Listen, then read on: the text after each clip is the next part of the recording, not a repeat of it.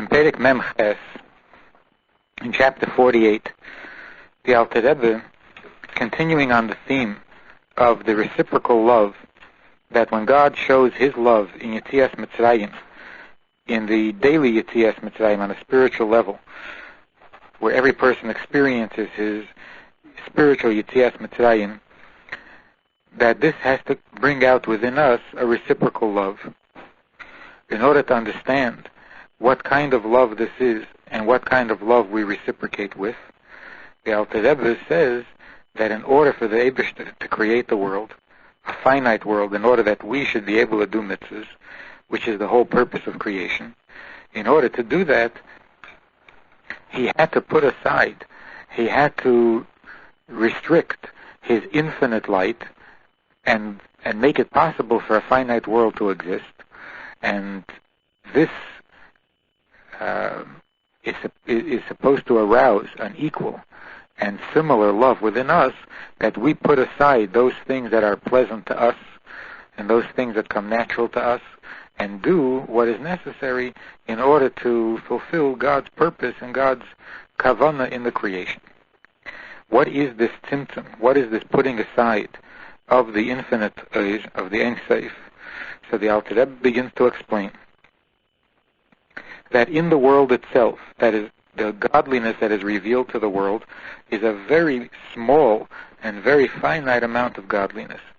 The infinite light, the Ein Sof, is not revealed within the world, but rather is concealed in the world. The part of godliness that is revealed in the world, that's called hislapshus. The part that is clothed in the world is the part that is revealed. The part that is not revealed is called Seiviv Umakif Nomaila, that it surrounds and encircles the world from above. And here the Alter Rebbe explains that this doesn't mean that the light that surrounds the world but doesn't clothe itself within the world, this doesn't mean that the infinite light remains outside the world. Usually when we say that something surrounds another, it means that it stays apart from it, above it, and surrounds it, and has an influence on it only from a distance. But here, when we say that the Ein Sof surrounds the world from above, it can't mean that it stays outside the world and influences it only from a distance, because then we're attributing a limitation to the Ein Sof. That He exists in one place but not in another. That He exists outside the world but not inside the world. So the truth is that the Ein Sof exists everywhere. The Ein Sof, not just God's essence, but this light, this Ein Sof light, exists everywhere, even in the details of the world, and yet it is called Makif, it is called Seiviv, and that it surrounds the world but not clothed in the world only from the perspective of the world. From God's perspective, the light is everywhere, reaches everywhere. But from the perspective of the world, since the world does not intimately appreciate and experience this urge in a revealed way, therefore to the world, from the perspective of the world, the infinite urge remains distant and aloof, or above. But as far as the light is concerned, it permeates and is involved and affects not only a general condition in the world from a distance, but into the details of the world and from close up. Unlike in the physical world, where one thing, when it is bigger than another, and it stays apart from the other because the smaller thing can't contain the bigger, then there's a limit, there's a loss, both to the lower condition as well as to the higher. The lower condition loses an experience or a part of the higher age, of the higher condition, but the higher condition is also limited and restricted to where it can go.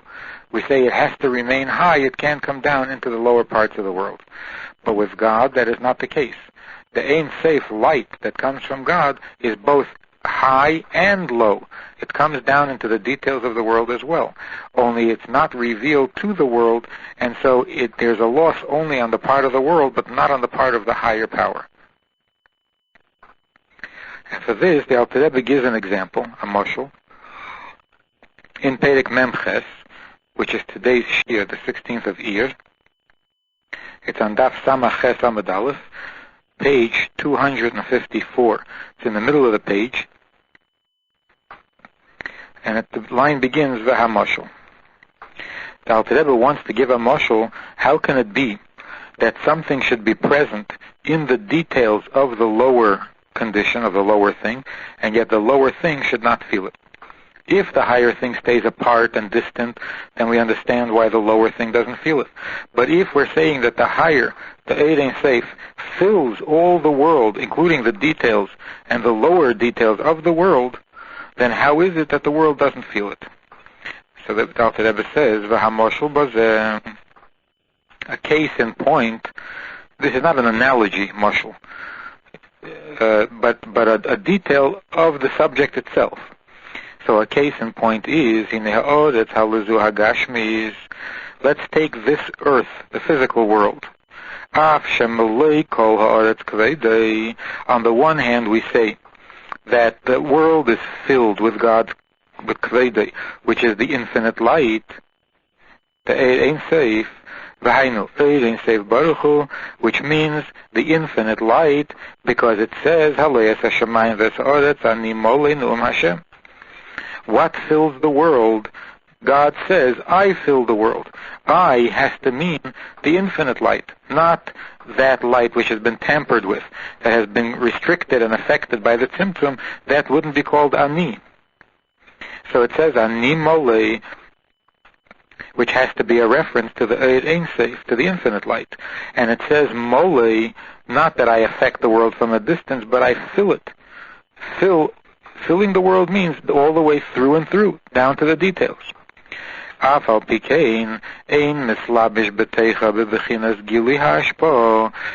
same time, God is not revealed in His hashpah. In other words, as He is affecting the world and filling the world, He is not revealed to the world, other than a very little bit amount of life. On the level of the Daimim and the Tzemeach alone. Since we're talking about the physical world, we're talking about the lower parts of the world, the Daimim and the Tzemeach. So only a very limited amount of light is revealed to the condition, to the level of Daimim and Tzemeach, but the infinite light, which is very much present, even in the Daimim and Tzemeach, is not revealed to the Daimim and Tzemeach. And all the infinite light which is in the world, which fills the world, nikra seviv aleha, is called a surrounding light, afshehu b'teicha mamash. Even though this light that we're describing as surrounding the world is really within the world itself, literally. Why then is it called Seviv? Because the effect that this light is having in the world and in all parts of the world is not revealed and is not experienced by the world, is not perceived by the world. The effect that this Eid Ein Sof has is an effect that remains concealed. And any influence, any effect that is hidden from the object that is being affected is nikro makif milmailo, is called surrounding from above. And although surrounding from above seems to be a contradiction in terms, surrounding means that you encircle the thing from all sides. Above means that you're only in one direction above the thing. So makif milmailo means here that the Eid Ein Sof surrounds the world because it is above it. Not that it surrounds it and stays above it. It surrounds it because it is higher than it.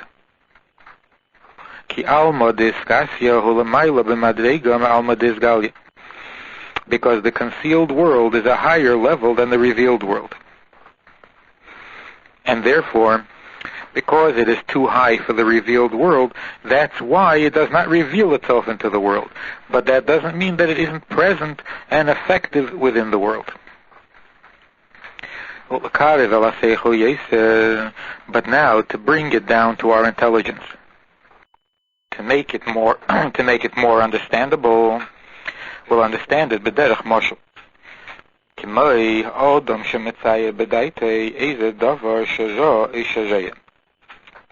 When a person imagines in his mind some image or some scene that he saw or is seeing,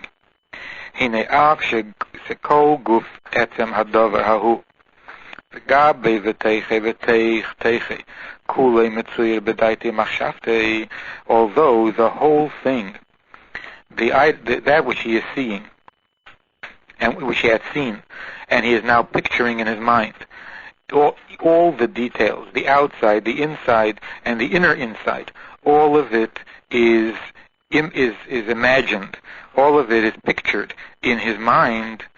In other words, it encompasses all the details. The image that he has and the picture that he has includes all the details.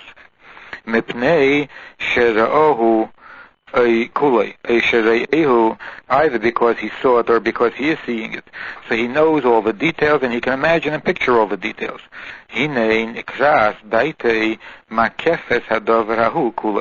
We would then describe his mind as surrounding and encompassing the entire object.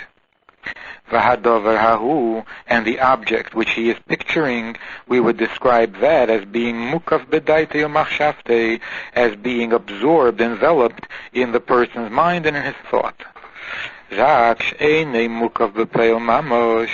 Only it is not literally absorbed or literally surrounded by the mind. The object is not physically, literally surrounded by the mind. It is only the image of the object that is encompassed and surrounded by the mind and the thought of the person. The fact that it might appear to the person as if he is surrounding the object itself, that's only an imaginary thing. In fact, what he is surrounding and what he is encompassing in his mind is the image of the thing.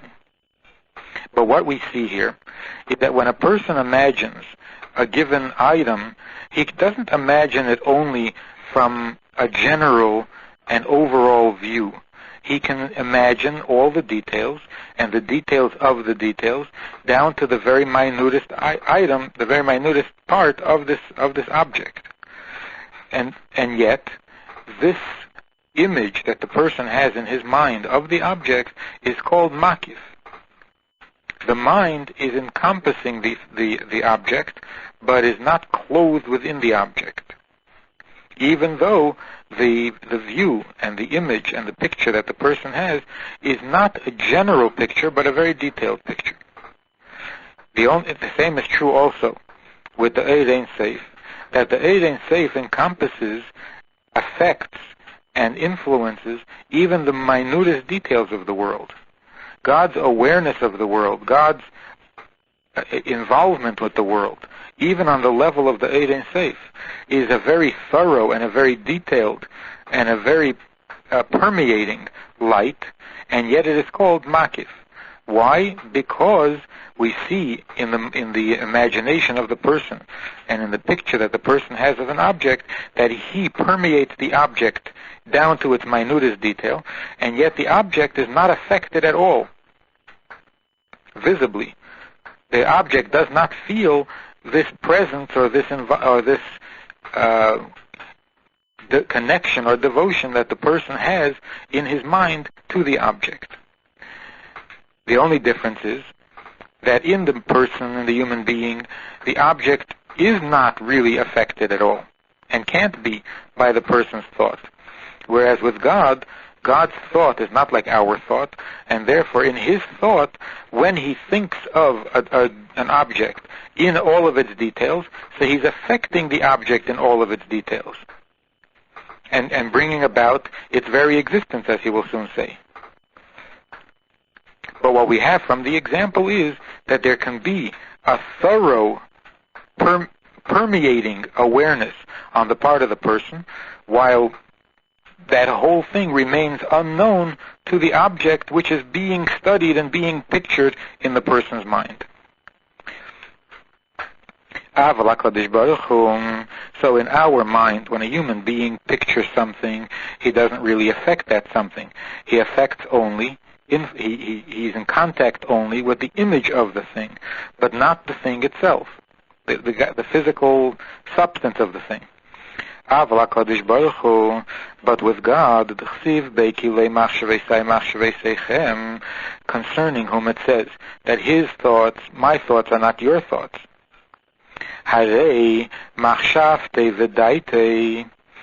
God's thought and God's mind, in that he knows all of creation, all creations. This awareness that God has of creation, makefes kol nivra v'nivra, it surrounds every created being, from his head down to the, from the head to the down to the bottom of it, and permeates through and through, hakel bepel mamish. Unlike with the human being, where the human being can permeate down to the details of the object in his mind and picture all the details, but not affect the physical part of that object, the physical existence of the object, where with God, when God knows an object, when God thinks of an object, this affects the very existence of that object. That's how it comes into existence.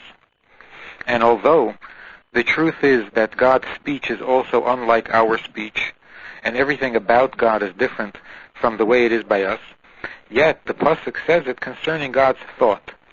And the reason is because in speech there is at least some similarity between our speech and God's speech. Because in our speech we affect other people. And that's basically the difference between thought and speech, in that speech is for other people, it affects other people. When I speak to somebody, it has an effect on that person, whereas my thoughts don't affect other people. God's speech is also for the purpose of affecting, and although I can't create with my speech, certainly not out of nothing, yesh ma'ayin, whereas God's speech creates out of nothing. So obviously, it goes without saying that God's speech is infinitely more powerful and greater in its effect than mine. But the point is that speech, whether it's a human speech or divine speech, have something in common, and that is that they affect the outside. And so, granted that the degree of the effect will vary infinitely, to the point where we have to say lahavdil between human speech and God's speech, but the notion of speech itself is similar in both cases. Whereas machshava, here it's not just a question of degree. It's not a question of the Eibishter's machshava having a much greater effect than the human machshava. The human machshava, by its very nature, is not meant to have an effect. Human machshava is meant only for the person himself. It's an internal process, and is not intended to have an effect on the outside. And that's why the Pasuk emphasizes that that it's God's thought that is radically different from human thought, because they don't even have the same notion. It's not just a question of degree, it's a completely different thing. The Eibishter's machshava creates, and our machshava remains within ourselves, within us. So what we see from this is that although the world is too low to be able to experience and be aware of the infinite light of the Eid Ein Seif, which is present within it, yet the Eid Ein Seif makes itself present within it. The Eid Ein Seif does not remain distant and does not surround the world from the outside, not physically, of course, but even on the level, on the spiritual level, it doesn't remain a level higher. It doesn't remain removed from the world, but permeates into the world and fills every detail of the world, and it is involved in the creation and the existence of the individual detail of every creature, of every creation. And yet, because the creation is too low to perceive it, it remains hidden from the creation. And as the Alter Rebbe will say later on in the Perek, in tomorrow's Shir, that in fact the creation Yesh Ma'ayin is primarily not from the finite Eir HaMemala, but rather from the Eir HaSever, from the light that is called Ein Seif. Today's Hayom Yom, the 16th of Iyar and the 31st day of the Eimer. The Rebbe writes that there was a chassid of Iyar Beller, a chassid of the Rebbe Marash, who was an average person, average in his learning and his talents. The Rebbe once said to him in Yechidus, he said, Iyar, I'm jealous of you, because you travel to various markets and you meet many people. And in the middle of a business discussion, you get onto the topic of some Jewish idea, or a statement from Ein Yankev, etc., and you inspire the other person to learn Nigla or Hasidus. And this causes a simcha in heaven. And God rewards such trade, such business, with a bracha for children, health, and for parnasa. And the larger the market, the more work there is. And the more work there is, the greater is the parnasa that you earn.